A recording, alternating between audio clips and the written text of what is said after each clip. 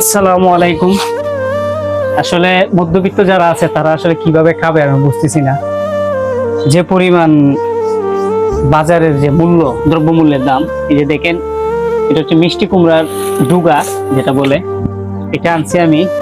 দেখেন এখানে শুধু ডুগা, যদি গ্রামে যদি এই অবস্থা হয়, এটার দাম হচ্ছে আপনার 35-30 টাকার মতো নিচ্ছে 2 মুঠা। তো এই একটা জিনিস। তারপরে ধনিয়া পাতা, আপনি দেখেন ধনিয়া পাতা একদম তাজা, যেটা মানে গ্রামে পাওয়া যায় বাজারে, এখানে আপনার 10 টাকার। তারপরে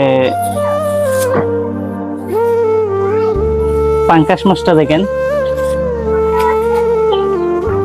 পাঙ্কাশ মাছটা হচ্ছে আপনার, কল্পনা করতে পারছেন এই এতটুকু পাঙ্কাশ দাম আসছে আপনার 280 টাকা। 1 কেজি 500 গ্রাম প্লাস। তো এটা গেল। তারপরে শশা নিলাম, এদিকে দেখাও।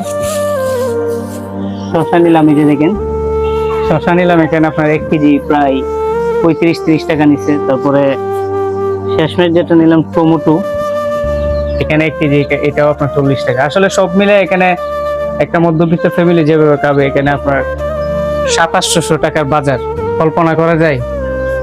আসলে 800 টাকা আদি যুগের যারা ছিল তারা 800 টাকা দেখে বিয়ের কাজ সারছে, আর এখন মধ্যবিত্ত ফ্যামিলি কিভাবে চলবে বা যারা নিম্ন আয়ের তাদের কি অবস্থা হবে?